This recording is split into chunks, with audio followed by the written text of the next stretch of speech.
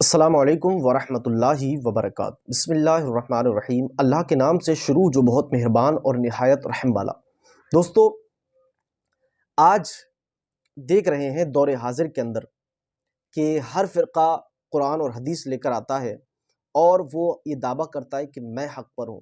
सुन्नी दावा करते हैं, वहाबी दावा करते हैं, बरेलवी दावा करते हैं, राफ़ज़ी दावा करते हैं, ख़ारजी दावा करते हैं, शिया दावा करते हैं। गर्ज़ के अपने आप में सब लोग दावा करते हैं कि मैं हक़ पर हूँ, मैं हक़ पर हूँ, मैं हक़ पर हूँ। लेकिन क्या आप जानते हैं कि वाक़ई हक़ पर है कौन? इसको आप समझने की कोशिश करें। आज अल्हम्दुलिल्लाह थोड़ी-सी वीडियो में आपको सही तरीके से बताऊँगा और अच्छे से आपको समझा दूँगा कि हक़ पर कौन है और बाकी जितने फ़िरक़े हैं वो सब गलत हैं। इंशाअल्लाह आप बस थोड़ा-सा वक़्त अपना गुज़ारें, इस थोड़े से वक़्त में आपके सब समझ में आ जाएगा। कुरान उठाते हम तो कुरान में अल्लाह फरमाता है वाअतसिमू बिहब्लिल्लाहि जमीआ।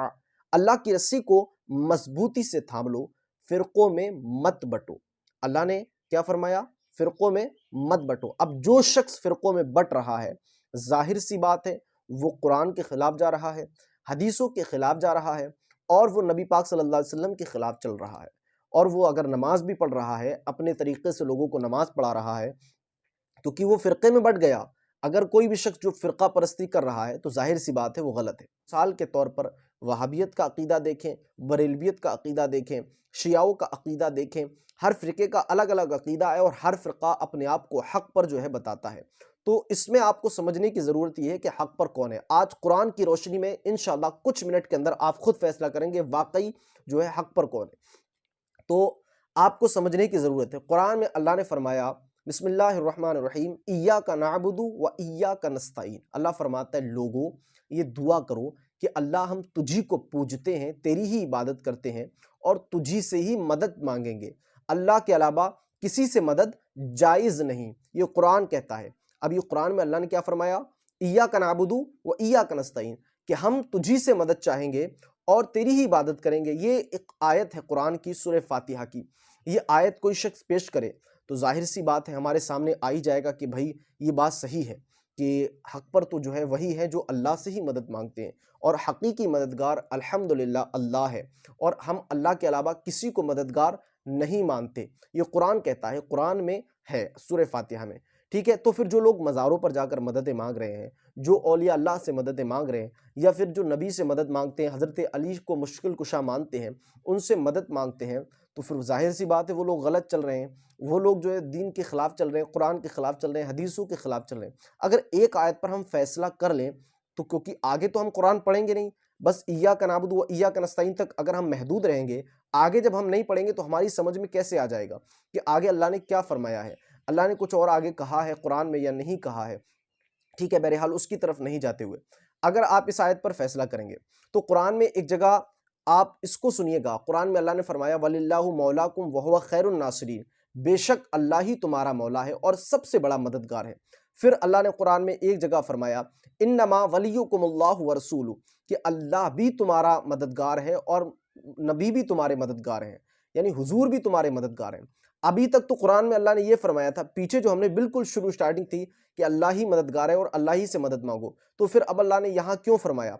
फिर एक जगह अल्लाह फरमाता है वह जिब्रील व सालिहुल लिल मुमिनीन, कि जिब्राइल भी तुम्हारे मददगार हैं, नेक मोमिनीन भी मददगार हैं। यहाँ मैं आयतें आपके सामने पेश कर रहा हूँ, आप इनको देख सकते हैं कि अल्लाह ने फरमाया जिब्राइल भी मददगार हैं, नेक मोमिनीन भी मददगार हैं।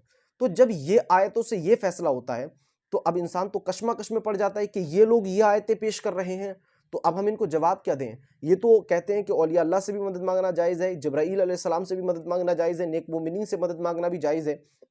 ज़ाहिर सी बात है, इनके पास इतने सारे दलाइल हैं जो मदद मांगने के हैं। अब आपको मैं समझाने की कोशिश करता हूँ कि हक़ पर कौन है, बस अब आपको समझने की ज़रूरत है।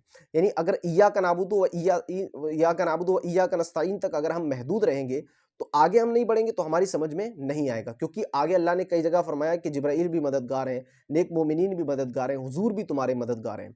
ज़ाहिर सी बात है उस तक हमें महदूद नहीं रहना है, क्योंकि कुरान पूरा नाज़िल हुआ है, खाली सूरह फातिहा नाजिल नहीं हुई है।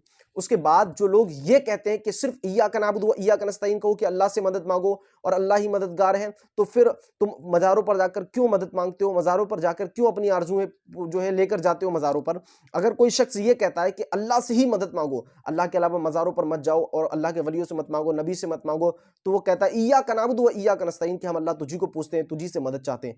तो उससे आप ये कहें, कुरान में अल्लाह ने ये भी फरमाया इन्नमा वलियुकुम अल्लाहु व रसूलुहु, अल्लाह भी तुम्हारा मददगार है और रसूल भी तुम्हारे मददगार हैं। कुरान की आयत है। उसके अलावा अब सुने, ठीक है, अगर वो कोई शख्स ये कहे तो फिर अगर एक आयत पर आप फैसला करते हैं तो सुने, बिस्मिल्लाहिर्रहमानिर्रहीम अल्हम्दुलिल्लाहि रब्बिल आलमीन, सब तारीफ़ है अल्लाह को जो मालिक सारे जहां वालों का। जब अल्लाह ने यहाँ वाज़े तौर पर फरमा दिया सारी तारीफ़ें अल्लाह के लिए हैं, अल्लाह के अलावा किसी के लिए तारीफ़ नहीं, तो फिर अपने माँ बाप की तारीफ़ क्यों करते हैं आप अपने रिश्तेदारों की तारीफ़ क्यों करते हैं? तो आप भी तो फिर ये शिर्क कर रहे हैं जब अल्लाह के खिलाफ आप चल रहे हैं। अगर एक आयत पर अगर आप फैसला करेंगे, अल्हम्दु कि एक सूरह पर आप अगर फैसला कर लेंगे कि इय्याका नअबुदु व इय्याका नस्तईन पर अगर सिर्फ फैसला कर रहे हैं, आगे की आयतें कुरान की नहीं पढ़ रहे हैं, तो आप अल्हम्दु पर आए। अल्हम्दु पर आने के बाद आप कहते हैं कि मौला कि हम जो है सारी तारीफ़ें तेरे लिए करते हैं और तू ही मालिक है सारे जहां वालों का। ये इंसान जब कहता है तो जाहिर सी बात है फिर रिश्तेदारों की तारीफ करना भी गलत हो गई। रिश्तेदारों की तारीफ हम करते हैं, ये समझने की ज़रूरत है क्योंकि आगे कुरान जो कह रहा है उसको भी हमें देखना है। आगे कुरान में अल्लाह ने क्या बयान फरमाया।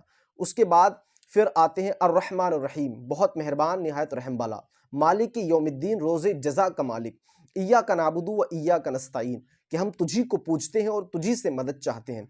उसके बाद हम आते हैं इहदिनस सिरातल मुस्तकीम, अल्लाह हमको सीधे रास्ता पर चला। अब जो लोग वसीले के खिलाफ हैं, जो अल्लाह के वलियों को, नबियों को वसीला नहीं मानते, नबियों का, वलियों का, सहाबा का वसीला नहीं मानते, वो लोग सबसे पहले खड़े होकर नमाज में कह रहे होते हैं इहदिनस सिरातल मुस्तकीम, अल्लाह हमको सीधे रास्ता पर चला। फिर कहते हैं सिरातल लदीना अनअमता अलैहिम, रास्ता उनका जिन पर तूने एहसान किया। अब सबसे पहले वसीला नमाज में लोग तलाश कर रहे हैं। ये तर्जुमा पढ़कर देखेंगे तभी तो हक्कानियत समझ में आएगी कि अल्लाह हमें उनके रास्ते पर चला जिन पर तूने एहसान किया। ये वसीला नहीं तो क्या है? आप ये क्यों नहीं कहते कि अल्लाह हमें अपने रास्ते पर चला? ये कहना चाहिए ना अपने आपको। फिर कहते हैं कि गैरिल मग़दूबि अलैहिम वलद्दाल्लीन, कि अल्लाह हमें उनके रास्ते पर मत चलाना जिन पर तूने गज़ब किया। यानी आपने सबसे पहले वसीला कहाँ तलाश करा? नमाज के अंदर। तो जो लोग वसीले के मुखालिफ थे, जो वसीले की मुखालिफत करते थे, वो लोग नमाज में खुद वसीला तलाश कर रहे हैं और वो नमाज में वसीला बना रहे हैं। तो आप इससे अंदाज़ा लगा सकते हैं अगर कुरान की सिर्फ सूरह फातिहा पर हम महदूद रहेंगे और आगे तर्जुमा नहीं पढ़ेंगे तो आप कभी जो है कुरान को नहीं समझ पाएंगे, क्योंकि कुरान पूरा नाजिल जो है समझने के लिए हुआ, उसको पढ़ने के लिए। खाली सूरह फातिहा पढ़कर आप ये फैसला कर लें अल्लाह से ही मदद मांगो। देखिए हकीकी मददगार सिर्फ अल्लाह ही है, लेकिन अल्लाह ने उनको ये पावर दी है। अल्लाह ने कुरान में फरमाया इन्नमा वलियुकुमुल्लाहु व रसूलुहु, कि अल्लाह भी तुम्हारा मददगार है और अल्लाह के रसूल भी मददगार हैं। तो अब जब अल्लाह खुद कह रहा है वो मददगार हैं, तो हम क्यों ना मदद मांगें? तो ये आपका अकीदा खराब करने की कोशिश की जा रही है, आपको गुमराह करने की कोशिश की जा रही है। तो आप लोग इन फितनों से बचिएगा और ऐसी वीडियो देखने के लिए हमसे ज़रूर जुड़ें। मिलते हैं इंशाअल्लाह आने वाले वीडियो में। जब तक के लिए अल्लाह हाफ़िज़, अस्सलामु अलैकुम।